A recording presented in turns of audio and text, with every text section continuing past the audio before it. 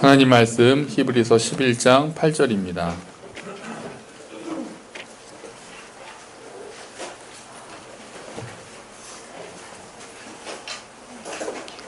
히브리서 11장 8절 말씀이요.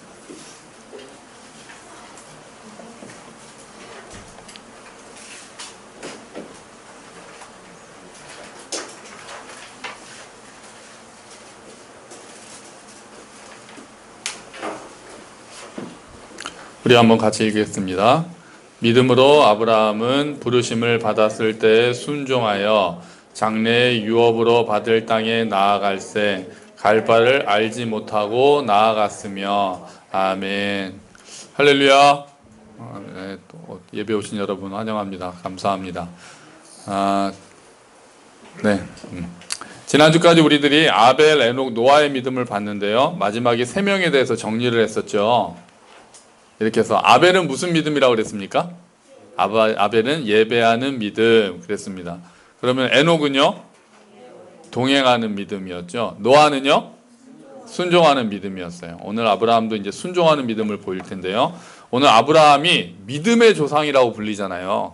옛날에 그 찬양 어릴 때 기억하십니까? 혹시 믿음의 조상 아브라함은 이거 모르시나요? 7명의 아들이 있었으면 뭐 오른쪽 올려요 막 이렇게 하고 막 왼손 올려요 엉덩이 흔들어요 그러면서 요즘에 그런 거 하면 애들이 안 따라합니다. 믿음의 조상 아브라함이라고 그랬는데요. 왜 아브라함을 믿음의 조상이라고 부르는지 주보에 보시면 로마서 4장 16절 말씀이 주보에 있습니다. 제가 읽어드릴게요. 오늘 건의가 들어왔는데 마스크를 쓰고 계시면 찬양도 쉽지 않고 성경 말씀 많이 읽는 것도 더워서 제가 읽어드릴게요. 제가 마스크를 안 쓰니까 마스크를 쓰고 계신 분들의 고충을 제가 미처 감안을 못한 게 있었어요. 자, 이런 까닭에 이 약속은 믿음에 근거한 것입니다. 그것은 하나님께서 아브라함에게 이 약속을 은혜로 주셔서 이것을 그의 모든 후손에게도 곧 율법으로 사는 사람들에게만이 아니라 아브라함이 지닌 믿음으로 사는 사람들에게도 보장하시려는 것입니다. 아브라함은 우리 모두의 조상입니다. 아멘. 여기서 우리 모두는 이스라엘의 조상이면서 동시에 믿음을 가진 이방인들에게도 조상이라고 이야기를 하는 거죠. 그래서 아브라함을 우리가 믿음의 조상이라고 부릅니다. 할례를 받지 않아도 할례를 받은 사람이나 받지 않은 사람이나 똑같이 하나님의 의를 입은 사람들, 하나님으로부터 난 믿음을 가진 사람들은 전부 다 아브라함의 후손이다 이렇게 이야기를 하기 때문에 아브라함이 믿음의 조상이라고 불리는 거죠. 창세기 11장까지를 원역사라고 해서요. 인류 전체에 대한 이야기가 나옵니다. 우리가 지난주까지 보았던 아벨, 에녹, 노아의 이야기까지는 인류 전체 이야기죠. 바벨탑까지 그렇습니다. 에덴 동산, 홍수 심판, 바벨탑 뭐 이런 것들은 모든 인류 전체에 대한 이야기인데요. 창세기 12장에 오면 그 초점이 짠! 그래서 아브라함이라는 한 사람으로 쫙 이 초점이 맞춰집니다. 하나님께서 하나님 나라를 만드시겠다 이렇게 하시면서 이제 아브라함이라는 한 사람을 불러서 이스라엘이라는 나라를 만드시고 그 아브라함을 통해서 일들을 이루어 가시는 거죠. 그래서 이런 역할을 이스라엘을 통해서 세상에 하나님의 나라가 어떤 것인지를 알려주시고 세상에 복을 주시겠다라고 해서 이스라엘을 무슨 나라라고 부릅니까? 무슨 나라요?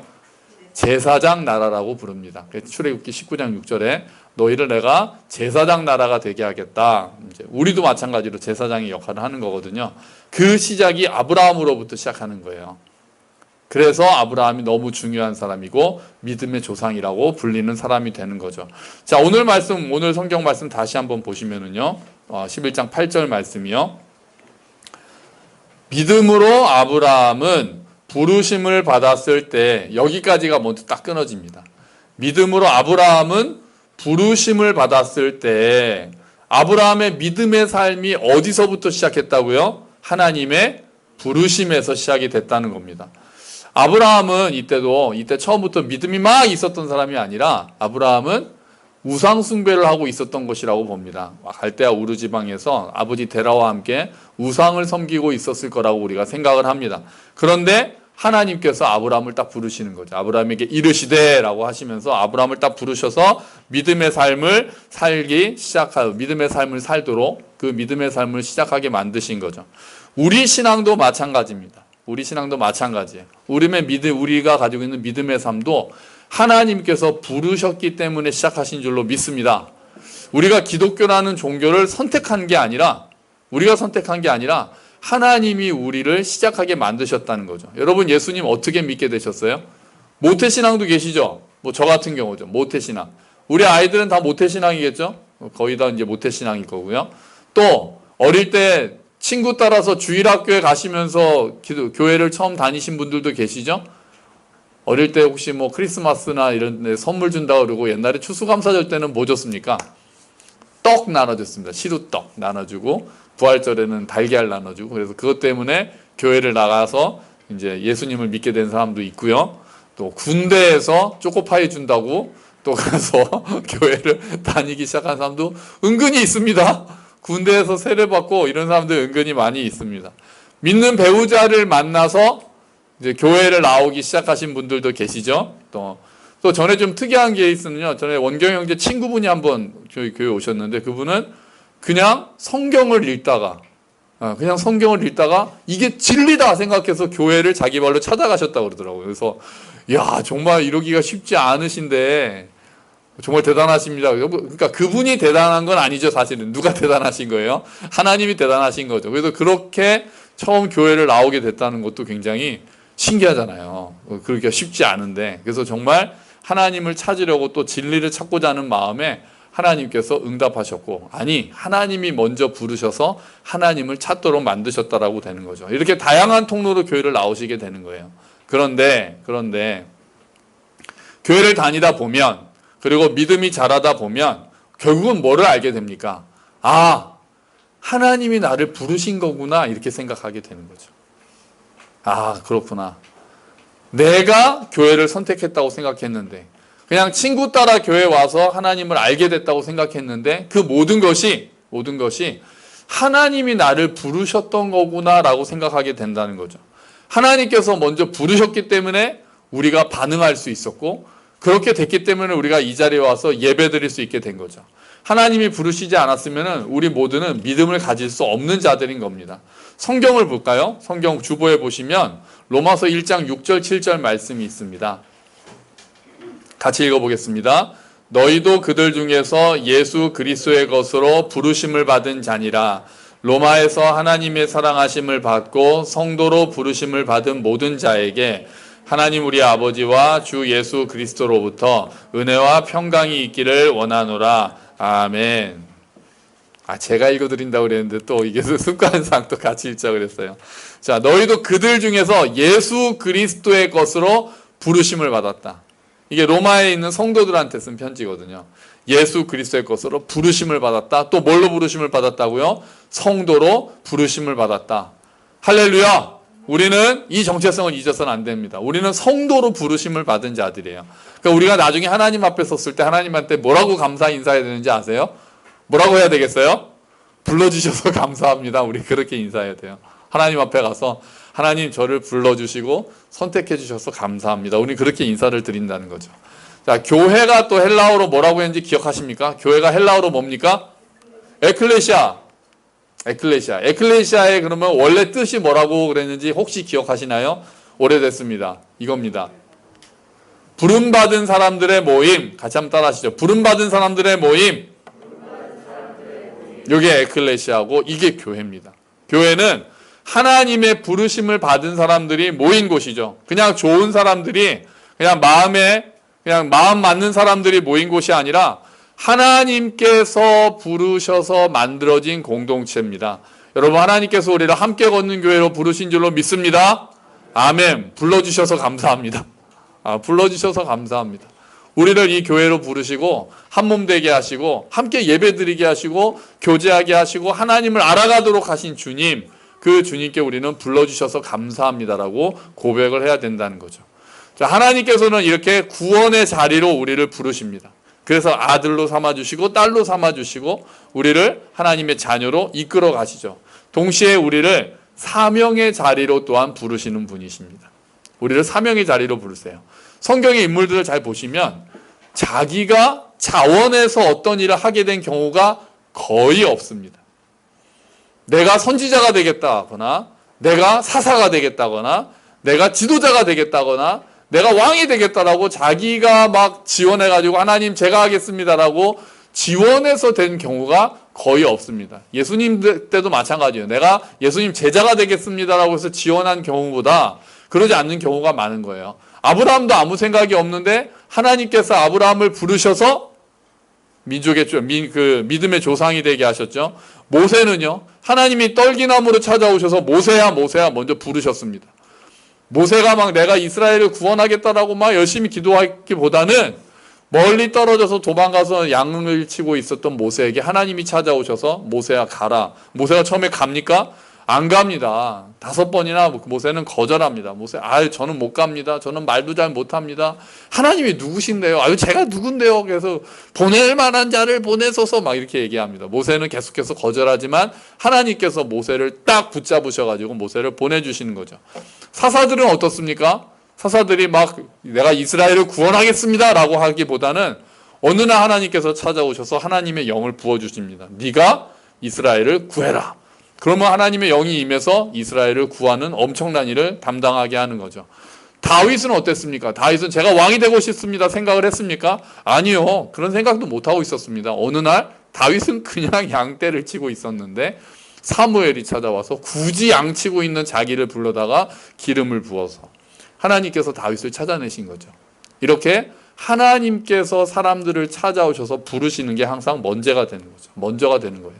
예언자들도 마찬가지죠. 하나님께서 부르셔서 가서 이 백성에게 경고하라. 하나님께서는 사명의 자리로 그렇게 불러주시는 거예요.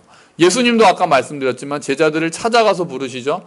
베드로와 안드레 물고기 잡고 있는데 예수님께서 오셔서 내 제자가 되면은 사람을 낚는 어부가 되게 하겠다. 예수님께서 부르셨죠. 야고보 요한은요, 금을 짜고 있다가 예수님께서 부르시니까 또 갑니다. 마태는요, 그냥 세관에 앉아 있는데 예수님께서 오셔서 너 일로 와. 이렇게 내 제자가 되거라. 예수님께서 부르시는 거죠. 대표적으로 사도 바울은 또 어떻습니까? 사도 바울은 그냥 예수님 믿는 사람들을 핍박하러 가는데 하나님께서 예수님께서 부르시죠. 사울아 사울아 네가 어찌하여 나를 핍박하느냐. 그렇게 부르셔가지고 하나님께서 부르셔서 이 사람들이 반응함으로써 사명의 자리에 서게 되는 거죠. 이처럼 우리의 삶은요, 하나님의 부르심으로 시작된 삶이고 성도의 삶은요, 하나님의 부르심으로 성도의 삶이 시작이 되고요, 그 다음도 부르심을 따라가는 삶이 되는 거예요. 나중에 우리 삶을 평가할 때 우리가 얼만큼 이런 일을 했습니다, 저런 일을 했습니다, 이런 거를 이루었습니다, 이런 걸로 우리는 평가받는 게 아니라 얼마나 하나님의 부르심에 합당한 삶을 살았는가. 우리를 성도로 부르셨는데 또 우리를 사명의 자리로 부르셨는데 거기에 얼마나 부름에 합당하게 살았는가가 우리의 평가 기준이 될 것입니다. 하나님께서 우리를 부르신 그 뜻을 얼마나 잘 알고 하나님께서 부르신 그 뜻에 따라서 얼마나 우리가 살았는가를 우리가 돌아보게 된다는 거죠. 자, 아브라함에 대한 부르심은 어떻게 나타났습니까? 주보에 보시면은요, 창세기 12장 1절 말씀입니다. 유명한 말씀이죠. 제가 읽어드릴게요. 여호와께서 아브라함에게 이르시되 너는 너의 고향과 친척과 아버지의 집을 떠나 내가 내게 보여줄 땅으로 가라. 하나님이 아브라함을 부르실 때 아브라함에 대한 첫 번째 명령은 뭐였습니까? 떠납니다. 떠나라는 말씀으로 아브라함에 대한 부르심이 시작이 됩니다. 고향과 친척과 아버지의 집에서 떠나라고 합니다. 한마디로 익숙한 곳에서 다 떠나라는 거죠. 자기의 생활터전에서 떠나고 인간관계에서 떠나고 나를 지지해주고 나를 도와줬던 모든 것들에 대해서 떠나라는 거죠. 여러분, 떠나는 게 쉽습니까? 잠깐 여행 가는 거 말고는 익숙한 곳에서 떠난다는 거 쉽지 않습니다. 이사 한번 가려고 마음먹어도 얼마나 걸리는 게 많습니까? 애들 학교는 어떻게 해야 되고 그렇잖아요. 또 뭐는 어떻게 해야 되고 또 주변은 어떻게 해야 되고 교회는 어떻게 해야 되고 떠나는 게 쉬운 일이 아니잖아요. 또 당시에는 더군다나 떠난다는 건 위험을 감수하는 거거든요. 자기의 안전한 터전을 떠나서 치안이 막 지금처럼 좋은 때가 아니니까요. 멀리 아브라함은 결국 1300km나 떠나가게 되거든요. 전혀 알지도 못하는 낯선 곳에 간다는 것은 굉장한 위험, 또 텃세를 당할 수도 있고요, 굉장한 위협을 당할 수도 있는 그런 위험한 그런 것들을 감수하고 가야 되는 건데 하나님께서는 불러내심으로 하나님의 사명을 맡기시고 아브라함에 대한 부르심을 시작하는 겁니다. 자, 신앙은 떠남에서 시작을 합니다. 우리는 어디에서 떠나야 합니까? 신앙은 떠남에서 시작이 되는 거예요. 우리가 떠나야 할 곳은 어디입니까? 제일 먼저 우리가 떠나야 할 곳은 죄의 자리에서 떠나야 합니다. 아까 로마서에서 우리가 뭘로 부르심 받았다고 그랬죠? 우리는 두 글자 뭘로 답이 나왔어요. 성도로 부르심을 받았어요. 성도가 뭡니까? 성도의 뜻이 뭡니까? 거룩한 무리들이란 뜻입니다. 거룩한 무리. 우리는 거룩한 삶으로 부르심을 받았다는 거죠. 그렇기 때문에 죄의 자리에 여전히 머물러 있으면 안 된다는 겁니다. 히브리서 12장 2절 말씀 우리 주보에 있어요. 주보에 있으면 제가 또 읽어드릴게요. 다시 한번 보시죠. 주보 보시면 그러므로 이렇게 구름대와 같이 수많은 증인이 우리를 둘러싸고 있으니 우리도 갖가지 무거운 짐과 얽매는 죄를 벗어버리고 우리 앞에 놓인 다름질을 참으면서 달려갑시다. 얽매는 죄를 벗어버리라. 그리고 우리 앞에 있는 경주, 인내로서 경주하라. 개역개정에는 그렇게 돼 있죠. 우리가 처음에 하나님의 부르심을 따라가서 떠날 때는 죄의 자리에서 떠나는 게 가장 먼저 이루어져야 되는 겁니다. 여러분 혹시 죄인 줄 알면서도 아직 버리지 못한 습관들이 있지는 않습니까? 이러면 안 되는데 하면서도 끊지 못하는 일들을 가지고 계시지는 않나요? 그 자리에서 떠나는 게 믿음의 길에서 굉장히 중요한 과정입니다. 떠나는 것. 이것은 아니다. 하나님이 주시는 양심의 가책들이 있거든요. 하나님의 말씀이 찔러주시는 것들이 있거든요. 근데 우리가 여전히 그 죄를 즐기는 마음이 있거나 그 죄를 심각하지 않게 생각해서 여전히 그 자리에 머물고 있을 수가 있단 말이에요. 근데 하나님께서는 그 자리에서 떠나가라 말씀하시는 거예요. 떠나라. 죄의 자리에서 떠나라 말씀하시는 거예요. 지금 결단하십시오. 지금 결단하세요. 오늘 말씀이 임했으니까 내가 그 자리에서 떠나겠습니다. 지금 딱 생각나시는 그곳, 지금 딱 생각나시는 게 있다면 그 자리에서 떠나겠다고 여러분 결단하시기를 부탁드립니다. 때로는 안전과 안정의 자리에서 떠나야 할 때가 있습니다. 이게 어려워요, 이게. 우리는 안정을 추구하잖아요. 그죠?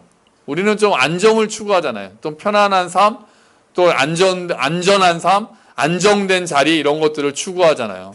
애들이 요새 제일 되고 싶은 게 뭔지 아시죠? 애들의 꿈이 뭔지 아시죠? 공무원이거든요, 공무원. 47%인가요? 좀 이따 나중에 이제 그 강의 하나 나올 텐데요. 거기 보면은, 이유는? 안전이에요, 안전. 안전. 정년이 보장되어 있고, 그 다음에 또 뭐까지 나옵니까? 연금까지 나오고.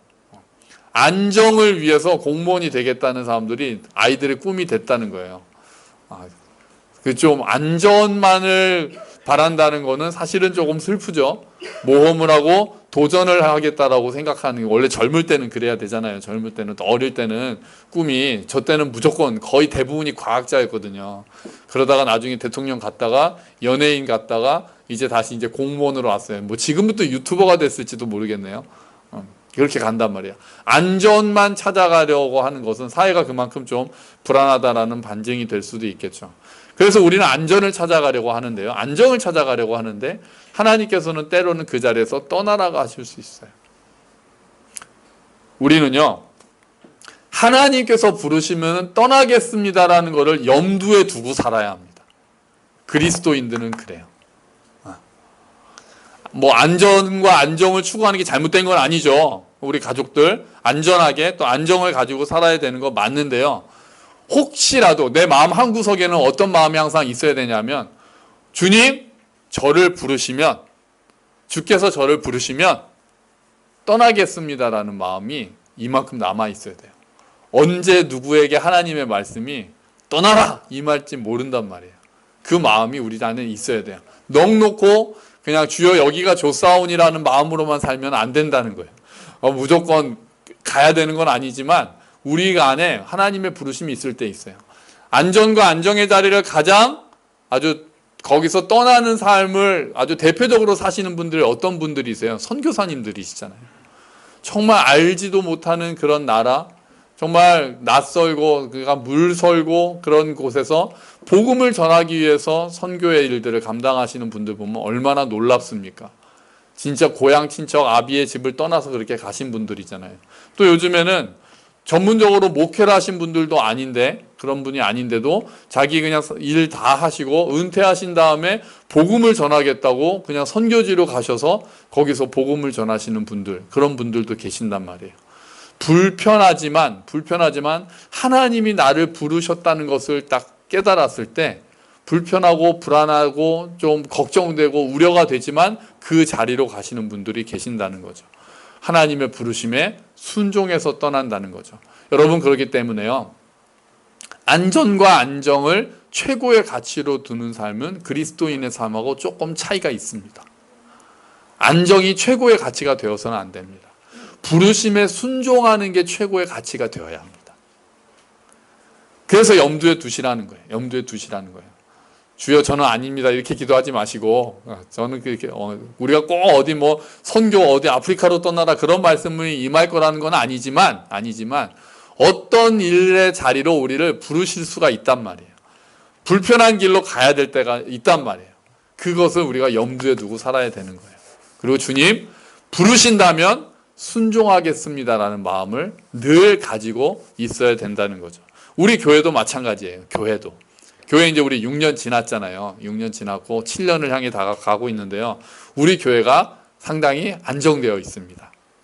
물론 상가 지하에 50명 모여서 예배 드리면서 우리가 그렇게 안정됐다라고 말하기는 어려울 수도 있습니다만, 그래도 우리는 많이 안정됐어요. 많이 안정됐고, 우리 빚지지 않고 살잖아요. 빚지지 않고 살고 있고, 또 예배 이렇게 사랑하시면서 교회 또 좋아하시고, 또 함께 기뻐하시고, 함께 예배 드리는 분들이 이렇게 많이 계시다는 게 너무 좋단 말이에요. 근데 혹시라도 우리도 그런 마음 가져야 돼요. 이렇게 이제 우리를 정착하게 하셨으니, 혹시 하나님께서 새로운 길로 부르시면 우리도 그 일들 감당하겠습니다라고 기도해야 되는 거예요. 저도 그렇게 기도합니다. 하나님, 우리가 여기에서 우리끼리 너무 좋고 하나님을 알아가는 것도 감사하지만, 혹시 하나님께서 우리를 또한 어떤 길로 부르신다면 그 부르심을 듣지 못하게 하지 마시고 우리의 눈과 귀를 열어주셔서, 우리의 마음을 열어주셔서 새로운 길로 하나님이 부르실 때 또 감당할 수 있도록, 그 길로 함께 떠날 수 있도록 주님 우리에게 은혜를 베풀어 주시고 우리를 또 이렇게 예민하게, 하나님 음성에 민감하게 해주십시오라고 기도를 합니다. 그러니까 너무 편안하게만 있는 것은 하나님의 뜻이 아닐 수 있는 거예요. 항상 우리는 그 마음을 가지고 있어야 합니다. 여러분, 때로 떠나라고 하시면 인간관계가 멀어질 수도 있습니다. 혹시 여러분 예수 믿는 것 때문에 인간관계가 멀어지신 분들이 계십니까? 전에 우리 청년 한 명도 그랬어요. 예수님을 딱 믿고 나니까 친구들하고 멀어지게 되더라는 거예요. 친구들하고. 그러니까 이전에는 친구들하고 만남이 너무 좋고 그냥 즐거웠는데, 예수님을 믿고 가치관이 좀 바뀌니까 대화가 재미가 없어졌다는 거죠. 그러니까 우리가 무조건 그러면 믿지 않는 친구들하고 관계 끊어야 되는 거, 그런 건 아닌 건 아시죠? 그래야 되는 게 아닌데 자연스럽게 그렇게 되는 경우가 있는 거예요. 가치관이 너무 다르고, 아이들이, 이 친구들이 중요하다고 생각되는 것들이 중요하지 않은데 더 중요한 것들이 있는데, 그런 사소한 일들에 모이고 나면은 피곤한 거예요. 모이고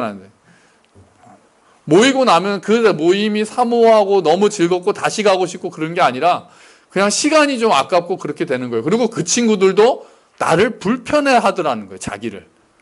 거기에 막 동조하고 거기에 같이 해야 되는데 뭔가 좀 떨어져 있는 것 같으니까 그 친구들도 좀 불편해하고, 그러다 보니까 그 친구들과의 모임이 멀어졌다는 거예요. 그럴 수 있습니다. 여러분, 심지어는 가족들과 멀어질 수도 있습니다. 그런 경우 많잖아요. 믿지 않는 또 그 가족들과 갈등이 생기는 경우들이 있단 말이죠. 그래서 그 믿음의 길은 사랑으로 그들을 섬기는 것도 필요하지만, 당연히 그렇게 해야 되지만, 때로는 떠나야 되는 경우들도 있다는 것을 염두에 두어야 된다는 거죠. 하나님께서 떠나라고 했을 때 우리의 신앙을 방해하고 믿음의 길을 방해하고 할 때는 잠시라도 우리가 단절해야 되는 경우도 있습니다. 그래서 편안하기만 한 삶은 아닙니다. 믿음의 길이요. 또 우리는 어디에서 떠나야 합니까? 익숙해진 것들에서 떠나가야 합니다. 내가 가지고 있던 가치관, 내가 가지고 있던 행동 양식, 내가 가지고 있던 상식들, 이전엔 이런 게 맞는 거야라고 생각하던 그런 생각들에서 하나님의 말씀이 임하면 떠나야 될 때가 있다라는 거죠.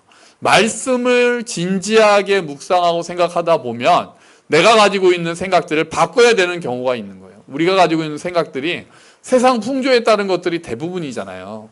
그렇잖아요. 세상에서 당연하다고 생각되는 것들이 오잖아요. 어떤 사람은 자기가 돈을 버는 방식이 바뀌어야 될 수도 있습니다.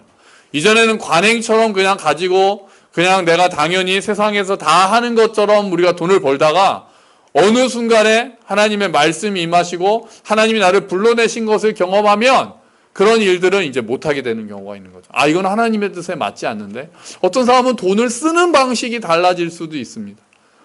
내가 나를 위해서, 내 가족을 위해서, 내 노후를 위해서 늘 준비하고 있다가 하나님께서 그의 나라와 그의 의를 구하라, 또 나누어 주라, 가난한 자들을 돌보라, 이런 말씀들이 내게 부담으로 다가오고 나를 그 길로 부르셨구나 할 때는 그것들을 내어놓을 수 있는 나의 쓰임새가 바꿔질 수도 있다는 거죠. 청지기로서의 자세를 가지게 된다는 거죠. 또 어떤 사람은 생각이 바뀝니다. 아주 가부장적인 문화에 아주 익숙해져서 아내는 무조건 그냥 희생하는 게 당연하고 그냥 그게 당연하고 섬기는 게 당연하고 그러던 남편이 아내 사랑하기를 그리스도께서 교회를 위하여 자기를 내주신 같이 사랑하라는 말씀이 딱 임하고 그것을 진지하게 생각하면 아내를 존중하고 내가 아내를 위해서 희생해야 되는 쪽으로 바뀔 수가 있겠죠. 또 반대로 또 남편을 무시하고 그랬던 아내가 남편을 교회가 그리스도를 대하듯이 대하라는 말씀 때문에 또 존중하게 되고 존경하게 되고 그런 경우가 있겠죠.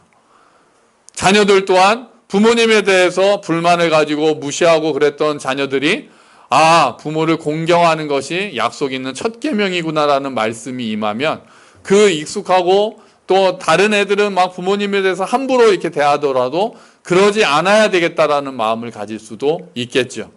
남녀차별, 계급차별이 당연하게 생각되던 세상에서 남자나 여자나 종이나 자유인이나 유대인이나 헬라인이나 그리스도 안에서는 모두가 차별이 없고 하나라는 말씀이 임하면 그런 것들에 대한 차별을 철폐하려는 마음을 가지게 될 수도 있겠죠. 이처럼 자기 생각과 하나님의 말씀이 충돌할 때 내 뜻, 내 생각, 이 세상의 상식들을 접고 하나님의 말씀에 따라가는 것이 우리가 익숙한 것에서 떠나는 삶이 되는 것입니다. 그게 고향, 친척, 아버지의 집을 떠나는 것과 같은 모습이에요. 오늘 말씀 한번 다시 읽어볼게요. 히브리서 11장 8절 말씀이요.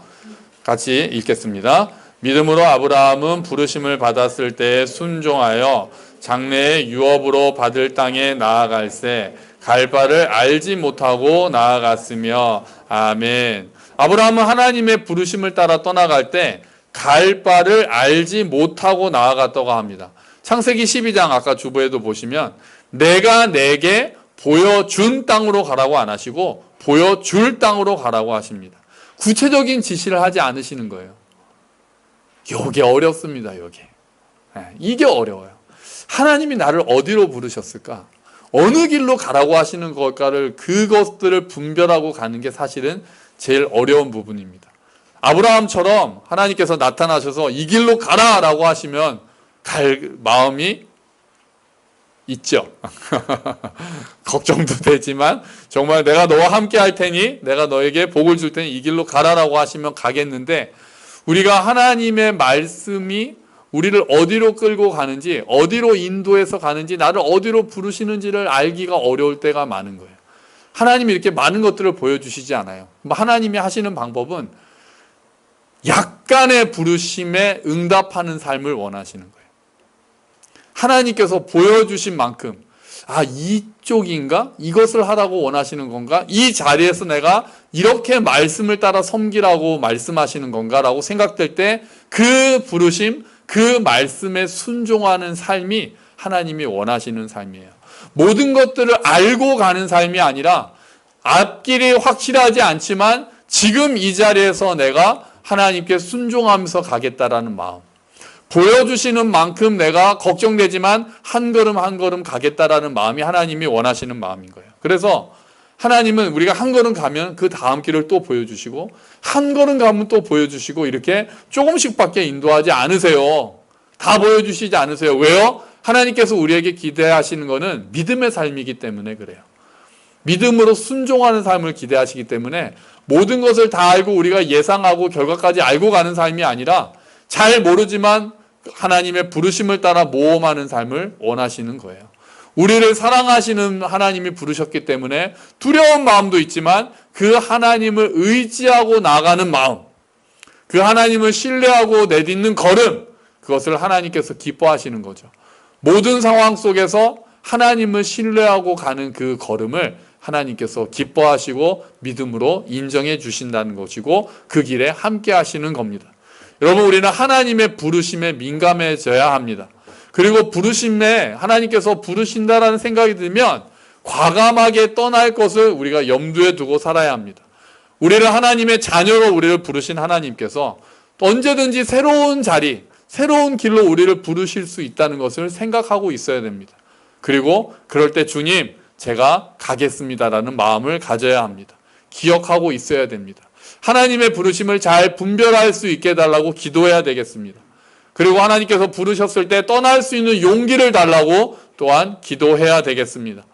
그렇게 아브라함처럼 믿음으로 순종했다고 그러죠. 지난주에 우리가 노아가 믿음으로 순종한 것처럼 부르심이 임했을 때 믿음으로 순종해서 하나님의 길을 갈 수 있도록 우리가 늘 준비하고 늘 그 사실을 알고 우리가 보여주시는 그 작은 길 하나하나에 믿음으로 순종하면서 가서 하나님의 인도하심을 따라 걸어가는 저와 여러분이 되시기를 믿음으로 떠나서 가는 우리 모두가 되기를 주의 이름으로 축원합니다. 아멘. 우리 같이 기도하죠. 하나님, 아브라함을 부르셨던 하나님, 우리를 어느 길로 부르십니까? 하나님, 성도로 우리를 부르셨는데 또한 그 다음 길도 보여주시기를 기도합니다. 그리고 부르셨을 때 우리가 그것을 들을 수 있는 귀를 주시고 떠날 수 있는 용기를 주시옵소서. 우리 함께 기도하겠습니다.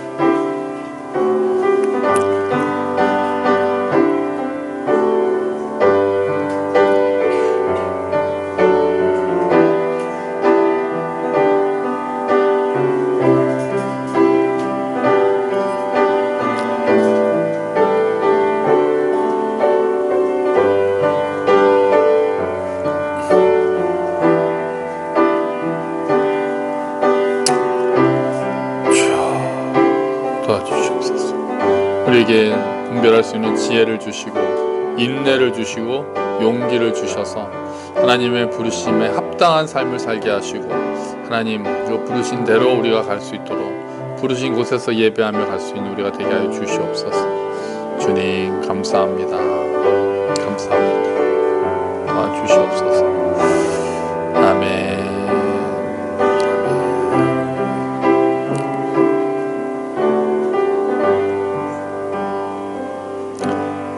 하나님 아버지 감사합니다. 아브라함을 부르신 하나님, 우리를 성도의 자리로 불러주셔서 감사합니다. 주님, 아브라함을 부르시면서 떠나가라고 명령하셨습니다. 주님, 우리도 떠나야 할 자리들이 있습니다. 죄의 자리에서 떠나기를 소원합니다. 그리고 결단합니다. 그리고 주님, 우리가 버려야 될 생각들, 또 익숙한 것들에서 떠나야 될 때가 있음을 우리가 알고 있습니다. 주님, 우리가 그런 것들을 생각하지 않고 편안한 자리만 추구하는 것이 아니라 언제든지 하나님께서 떠나라고 말씀하실 때는 그 부르심을 따라 갈 수 있도록 우리가 마음속으로 준비하고 있게 하시고 하나님의 부르심에 민감한 삶이 되도록 주님 도와주시옵소서.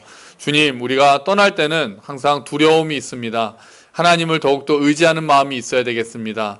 우리를 죽기까지 사랑하신 예수님의 사랑이 있기에 그 사랑을 믿고 갈 수 있는 마음이 있어야 되겠습니다. 주님, 용기를 주시고 분별할 수 있는 지혜를 주시고 인내를 주셔서 성도로 부르심을 받아 하나님의 부르심에 순종하며 걸어가는 우리 모두가 될 수 있도록 주님 도와주시옵소서. 하나님, 또한 우리 교회를 위해서 기도합니다. 하나님, 우리 교회를 이곳까지 오게 하셨습니다. 또 혹시 우리를 다른 길로 인도하시겠습니까? 어떤 사역으로 우리를 인도하시겠습니까? 우리 교회가 안정을 추구하기보다는 하나님의 부르심에 순종하는 것을 더 중요하게 생각하고 그 부르심에 민감한 교회가 될 수 있도록 주님 은혜를 베풀어 주시옵소서. 감사합니다. 주님, 예수 그리스도의 이름으로 기도합니다. 아멘.